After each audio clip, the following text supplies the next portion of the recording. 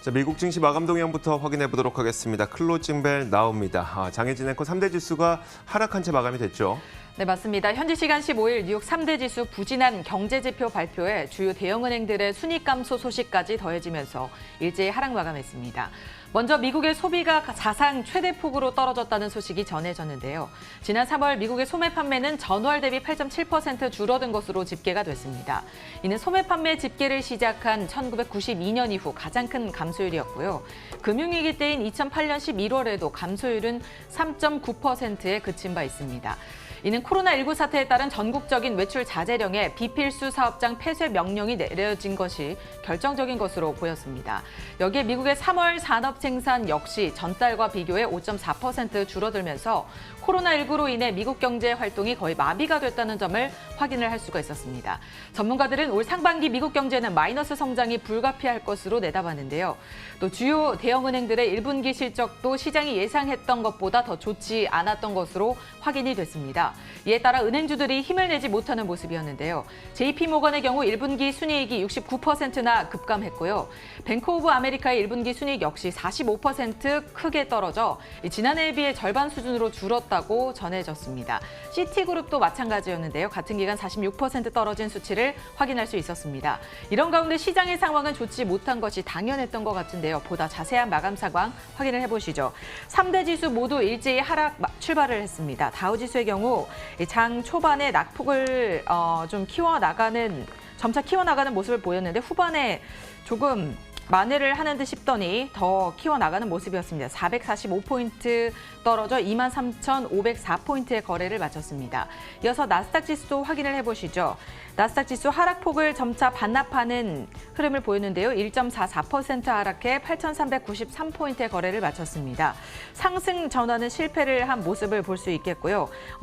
역시나 122포인트 떨어졌습니다. 마지막으로 S&P 500 지수까지 확인을 해보시죠. 전거래일 종가보다 상당히 훨씬 더 떨어진 곳에서 출발을 했고요. 2% 넘게 빠졌습니다. 2,783포인트의 거래를 마쳤고요. 간밤 뉴욕 증시는 이렇게 부진한 여러 지표들 사이에서 흔들리면서 하락 마감을 했습니다. 상품 시장은 이날 어땠나요?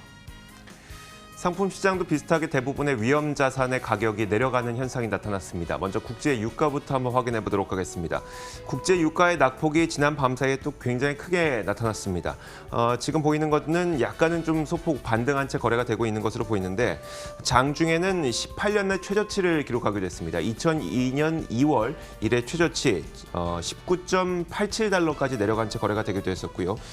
그 이유는 바로 이랬습니다. 주간 원유 재고가 발표가 됐는데 에너지정보청에서 발표한 바에 따르면 1,920만 배럴 재고가 쌓였다고 합니다. 시장의 예상치였던 1,200만 배럴을 크게 웃돌다 보니까 그만큼 수요가 부족하구나라는 인식 때문에 국제 유가는 하락한 채 마감이 됐고요. 하락한 채 현재 선물시장에서 거래가 되고 있고요. 지금은 소폭 올라간 채 1% 정도 오르지만 여전히 20달러 초반에서 거래가 되고 있습니다. 20.33을 가리키고 있습니다. 국제 금 가격의 경우에는 달러 강세가 다시 나타나게 되면서 달러 강세에 따른 금 가격의 하락이 나타나고 있고요. 현재는 1.38달러 내린 1,744.5에 거래가 되고 있습니다. 자, 달러 강세 한번 살펴보도록 하겠습니다. 달러 인덱스가 지난 밤 사이에 0.66% 올랐습니다. 99.54에 움직이고 있고요. 마지막으로 금리까지 한번 살펴보면요. 10년물 금리가 다시 한번 내려가는 모습입니다. 아무래도 지금 발표되고 있었던 이 소매 판매라든지 산업 생산 이런 지표들이 안 좋게 나타나다 보니까 미국 채권에 대한 수요가 훨씬 더 높아지게 되겠죠. 채권 금리가 내려가면서 0.643달러에 현재 움직이고 있습니다. 자, 이렇게 상품 선물 시장까지 살펴봤습니다. 글로벌 외신 확인하도록 하겠습니다. 자, 첫 번째 외신부터 볼 텐데요. 장혜진 앵커, 미국의 수많은 주들이 지금 5월 1일부터 경제 활동을 재개할 것을 고려하고 있다고요? 네, 맞습니다. 트럼프 대통령이 이전에 5월 1일을 경제 재개일로 경제 재개를 할 것이라는 그 목표일로 지정을 했었는데요. 이번에 코로나19로 인해서 타격을 크게 받은 미국 내 많은 주들이 5월 1일에 경제를 다시 재개시킬 것으로 보인다는 소식이 전해졌습니다. 약 20개 주가 이를 계획하고 있고요. 미국 내 50개 주가 있는 것을 고려를 한다면 한 약 40% 정도가 이를 계획하고 있는 것으로 예상이 되고 있습니다. 미국 질병통제예방센터 로버트 레드필드 국장은 우리 기관은 코로나19 확산을 방지하기 위해 내렸던 외출 금지령을 철회하는 그 과정에서 필요한 것들이 있다면 무한한 도움을 줄 준비가 되어 있다고도 말을 했습니다. 로이터 통신은 외출 금지령과 폐쇄령이 미국 경제를 무너뜨렸다면서 사업장들의 폐쇄는 결국 많은 사람들의 일자리를 앗아갔고 이것이 경제를 무너뜨렸다고 설명을 했습니다. 경제 지표들이 미국 경제가 현재 무너졌다는 것을 단연히 또 보여주기도 했는데요. 소매 판매와 산업 생산이 굉장히 안 좋은 수치로 나타나면서 경제학자들은 미국 경제가 3월부터 침체기에 들어갔다고 볼 수 있다고 말을 했습니다. 과연 5월 1일에 경제 재개가 단행이 되면 미국 경제가 부활할 수 있을지 계속해서 지켜보셔야겠습니다. 지난 밤 사이 발표됐던 몇 가지 경제 지표 살펴보도록 하겠습니다. 지표가 거의 최악의 수준으로 나왔던 것으로 확인이 됐는데요. CNBC 기사를 통해서 직접 확인을 해보도록 하면요. 월가가 우려했던 것보다 훨씬 더 안 좋은 한 달을 보냈다라고 이제 평가를 내렸습니다. 먼저 소매 판매부터 한번 살펴보도록 하겠습니다. 자, 미국의 지난 3월 소매 판매가 8.7% 감소한 것으로 확인이 됐는데 이건 역사상 유례 없었던 일이었습니다. 한 달 동안 이렇게 소매 판매가 크게 감소했던 적이 없을 정도인데요. 지금 음영으로 보이는 것이 바로 2008년 글로벌 금융위기 당시입니다.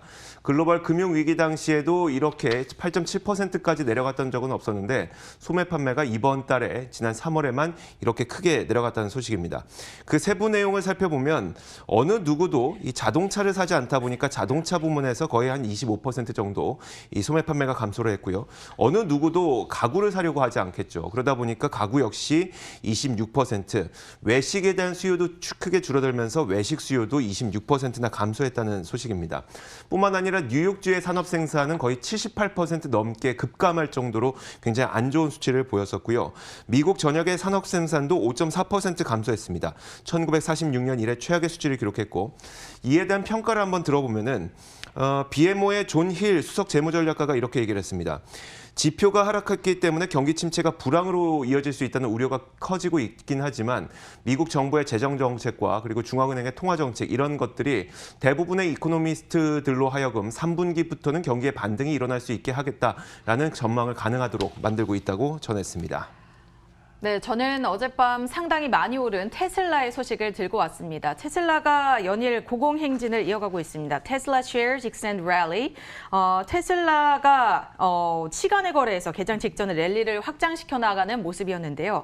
어제 마감 기준으로도 약 3% 가까이 오른 모습을 확인할 수 있었습니다. 테슬라는 골드만삭스에서 이 매수 의견을 주고 또 중국에서 출고 급증 소식이 들려오면서 이렇게 좋은 행진을 이어가고 있는데요. 골드만삭스는 테슬라의 목표 주가를 지난 723달러에서 864달러로 제시를 하면서 매수 의견을 제시를 했습니다. 또 전기차 시장에서 테슬라 제품이 주도적 위치에 있는 것이 매우 긍정적이라면서 전기차 시장에 대해 장기적 대세 성장을 예상해 볼 수 있다고 말을 했는데요. 또한 선두주자 얼리 오버로서의 이점과 브랜드 인지도, 수직적 통합, 핵심적인 스포츠 유틸리티, SUV와 크로스오버의 모델 Y 출시 등을 주요 강점으로 뽑았습니다. 또 중국에서는 3월 중국 시장에서 11,160대를 출고했다는 소식이 들려왔고요. 2월에 대비해서 2배 이상의 출고 성적이라는 분석도 나왔습니다. 또한 일론 머스크 CEO가 배터리 사업에 대해서도 언급하면서 이 투자자들의 관심이 계속해서 쏠리고 있는데요.